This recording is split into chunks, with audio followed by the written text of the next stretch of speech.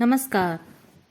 आइए सुनते हैं मुंशी प्रेमचंद द्वारा लिखा हुआ एक ऐतिहासिक उपन्यास रूठी रानी, अध्याय 6। रानी फिर रूठ गई। राव जी मारे खुशी के फूले नहीं समाते। प्रेमिका के इंतजार में घड़ियां गिन रहे हैं। राजमहल सजाया जा रहा है। नाचने गाने वालियां जमा हो गईं। गाना हो रहा है। शराब का दौर चल रहा है। उमादे को बुलाने के लिए लौंडी पर लौंडी भेजी जा रही हैं, मगर अभी तक रानी का बनाव सिंगार पूरा नहीं हुआ। मांग में मोती भरे जा रहे हैं, चोटी गूंथी जा रही है। प्रसादिका उसे परी बना देने की कोशिश कर रही हैं। उसका जी अभी तक राव जी की तरफ झुका नहीं है। खुददारी अलग दामन खींच रही है। दिल अलग मचल रहा है। अभी तक जो पशु पेश में है कि जाऊं या ना जाऊं, तबीयत किसी बात पर नहीं जमती। कैसे जाऊं, कौन सा मुंह लेकर जाऊं? कहीं वह यह ख्याल तो न करने लगे कि आखिर झक मार के आई। नहीं नहीं, मेरा जाना मुनासिब नहीं। मगर बात हार चुकी हूं, न जाऊंगी तो झूठी ठहराऊंगी। वह इसी सोच विचार में थी कि फिर बुलावा आया। उमा ने भारीली से कहा, तू जाकर कह दे आते आते आएंगी, क्या ऐसी जल्दी है? भारीली यह सुनकर सहम गई। कांपते हुए बोली, बाई जी, क्या अंधेर करती हो? मुझे क्यों भेजती हो? क्या और खवासे नहीं हैं? उमादे ने कहा, कोई हर्ज नहीं। यह जवाब देकर जल्दी से चली आना, वहां ठहरना नहीं। तुझे फिर मेरे साथ चलना होगा। लाचार होकर भारीली गई। राव जी की नजर ज्यों ही उस पर पड़ी, वह रानी को भूल गए। उसका हाथ पकड़कर बिठा लिया। वह बहुत कहती रही कि जो मैं कहने आई हूं उसे सुनिए और मुझे जाने दीजिए, नहीं तो रंग में भंग पड़ जाएगा। राव जी बोले, कुछ नहीं होगा, तू झूठ मूठ डरती है। भट्टानी ने तुझे मेरे दिल बहलाव के लिए ही भेजा है। जब तक वह ना आए तू ही रह, फिर चली जाना। राव जी शराब के नशे में चूर भारीली से चिपटे जाते हैं। अपनी धुन में न उसकी बात सुनते हैं, न उसे जाने देते हैं। यहाँ तक कि नाचने गाने वालियां भी महफिल का रंग देखकर वहां से खिसक जाती हैं। थोड़ी देर के बाद रानी उमादे बनाव सिंगार किए आईं तो देखा राव जी भारीली को लिए बैठे हैं। उसी दम उल्टे कदम वापस हुई। जी मैं कहा, अच्छा हुआ, मैं भी यही चाहती थी कि मेरी आन हाथ से न जाने पाए। उधर भारीली ने ज्यों ही रानी को देखा, घबरा कर उठी और खिड़की से नीचे कूद पड़ी। वहां बाघा नाम का संतरी पहरे पर था। जेवर की झनक सुनकर चौकन्ना हुआ। ऊपर को देखा तो भारीली नीचे गिर रही है। लपक कर उसे बचा लिया और उससे पूछने लगा, तू कौन है? परिस्तान की परी है या इंदर के अखाड़े की हूर? भारीली ने उंगली होठों पर रखकर कहा, चुप। अपनी जान की खैर चाहता है तो अभी मुझे यहां से निकाल के ले चल, नहीं तो हम तुम दोनों मारे जाएंगे। बाधा ने कहा, मैं राव जी का नौकर हूं, बिना आज्ञा यहां से हिल नहीं सकता। पहरा पूरा कर लूं, तब जो तू कुछ कहेगी वही करूंगा। भारीली ने गिड़गिड़ाकर कहा, इस वक्त तू मुझे अपने डेरे पर पहुंचा दे, फिर जैसा होगा देखा जाएगा। बाघा का डेरा ईश्वरदास के पास ही था। चारण जी ने ज्यों ही उसे देखा पहचान गए। झटपट राव जी के पास पहुंचे। वह घबराए हुए बैठे थे। सब नशा हिरन हो गया। ईश्वरदास को देखते ही बहुत उदास होकर बोले, मेरे हाथों से तो दोनों तोते उड़ गए। ईश्वरदास, उनमें से एक तो उड़ जाने के काबिल था, उसका क्या अफसोस। भागा सिपाही से फरमाए कि उसे इसी दम जैसलमेर पहुंचा आवे, नहीं तो दूसरा तोता भी कभी आपके हाथ ना आएगा। राव जी, अगर आपकी यही मर्जी है तो बाघा से जो चाहे कह दीजिए। ईश्वरदास ने उसी वक्त जाकर भारीली को एक साड़नी पर सवार करा के बाघा की हिफाजत में जैसलमेर की तरफ रवाना कर दिया और वापस आकर राव जी को सूचना दी। राव जी, अब तो भट्टानी राजी होंगी? ईश्वरदास, यह मैं नहीं कह सकता, क्योंकि आप तो उनका मिजाज जानते हैं। राव जी, इसी डर से तो मैं उनके पास नहीं गया।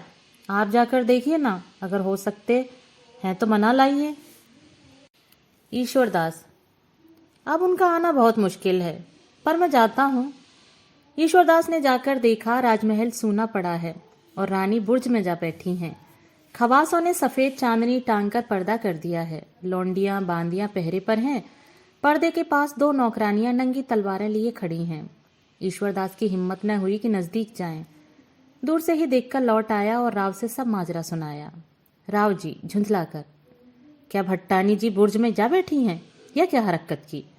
ईश्वर दास, शायद उस बुर्ज के भाग्य जागने वाले हैं। आज वहां रौनक है तो कभी पृथ्वीराज चौहान के तख्त को भी नसीब न हुई। चांदनी का पर्दा पड़ा है, नंगी तलवारों का पहरा है। मेरी तो वहां जाने की हिम्मत न पड़ी, और क्या अर्ज करूं। राव जी आश्चर्य से, क्या सचमुच नंगी तलवारों का पहरा है? जी हाँ महाराज, यकीन न हो तो खुद चलकर देख लीजिए। तब तो उनका मानना बिल्कुल नामुमकिन है। ईश्वरदास, हुजूर ठीक कहते हैं। रानी ने मुझसे पहले ही शर्त करवा ली थी। आपने बड़ा गजब किया कि ऐसे नाजुक मामले में उनके मिजाज के खिलाफ काम किया। जब एक बार ऐसी हरकत का बुरा तजुर्बा आपको हो चुका है, दूसरी बार जरूर होशियार होना चाहिए था। रानी की तरफ से भी कुछ गलती हुई। उन्हें भारीली को ऐसे मौके पर भेजना मुनासिब न था। मगर जहां तक मेरा ख्याल है, आपकी तरफ से उनके दिल में संदेह था और सिर्फ आपकी परीक्षा के लिए उन्होंने भारीली को भेजा था। राव जी, होनहार नहीं टलती। मैं भी बहुत पछताता हूँ। पहली बार भी भारीली ही की बदौलत बिगाड़ चुका हूँ।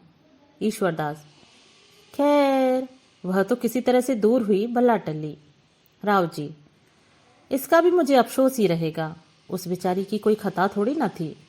ईश्वरदास बात काट कर, अभी तो भट्टानी जी 2-4 दिन महल आती नहीं दिखाई देती। उनके लिए क्या इंतजाम किया जाए?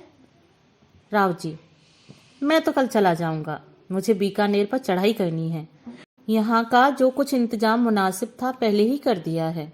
हुमायूं बादशाह के आने की खबर थी, वह भी नहीं आया। फिर बेकार वक्त क्यों बर्बाद करूं? तुम यहाँ रहो और उस बुर्ज के पास कनातें खड़ी करवा के पहरे चौकी का पूरा पूरा बंदोबस्त करो। जब बाई जी का मिजाज जरा धीमा हो तो समझा बुझाकर जोधपुर ले आना। मैं किलेदार से कह दूंगा, वह सब इंतजाम कर देगा। राव जी यह कहकर दूसरे दिन अजमेर के लिए रवाना हो गए। दीवान ने उनके हुक्म से रामसिर परगना रानी उमादे की जागीर में लिखकर पट्टा उनके पास भेज दिया। अब अजमेर में रानी की अमलदारी है। किलेदार उसकी ड्योढ़ी पर पहरे और कनात का इंतजाम करके रोज शाम सवेरे सलाम को हाजिर होता है। अजमेर का फौजदार रोज रानी की ड्योढ़ी पर मुजरे के लिए आता है और उसी की सलाह और हुक्म से अपना काम करता है। उमादे का नाम अब रूठी रानी मशहूर हो गया है। वह बुर्ज भी अब रूठी रानी का बुर्ज कहलाने लगा है और आज तक इसी नाम से मशहूर है। जोधपुर पहुंचकर राव मालदेव ने सुना कि बंगाल में हुमायूं और शेरशाह से लड़ाई छिड़ गई और दिल्ली आगरा खाली पड़ा है। लिहाजा इस वक्त उन्होंने बीकानेर का ख्याल छोड़ दिया और पूरब की तरफ लौट पड़े और हिंदुओं बयाना एक फतेह करते हुए चले गए। वहां से लौटकर संवत 1592 में बीकानेर भी जीत लिया। इस बीच शेरशाह हुमायूं को सिंध में भगाकर आगरा पहुंचा।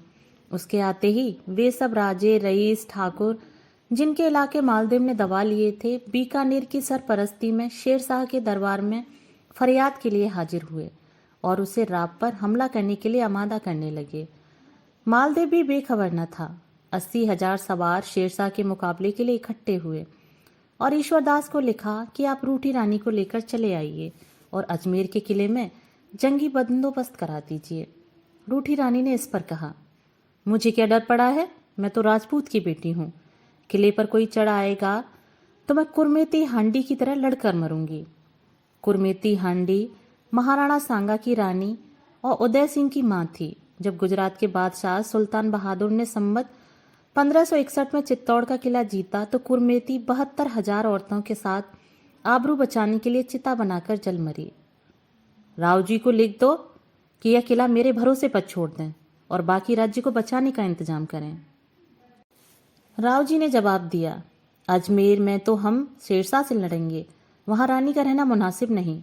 अगर उन्हें ऐसा ही राजपूती दिखाने की इच्छा है तो जोधपुर का किला हाजिर है, हम उसे बिल्कुल उन्हीं के भरोसे पर छोड़ देंगे। उनको बहुत जल्द लाओ। ईश्वरदास ने तब रानी से कहा, भाई जी, महाराज को आपकी बात मंजूर है, मगर अजमेर के बदले जोधपुर का किला आपको सौंपा जाएगा। अब वहां तशरीफ ले चलिए, वो अपना घर है। अजमेर तो पराई जायदाद है, थोड़े ही दिनों से हमारे कब्जे में आया है। रानी ने कहा, बहुत खूब, जो राव की मर्जी हो। अजमेर न सही जोधपुर सही, सवारी का इंतजाम करो। अगर यह मौका ना आता तो मैं यहां से हरगिज न जाती। दोस्तों अभी आपने सुना मुंशी प्रेमचंद द्वारा लिखा हुआ उपन्यास रूठी रानी अध्याय 6।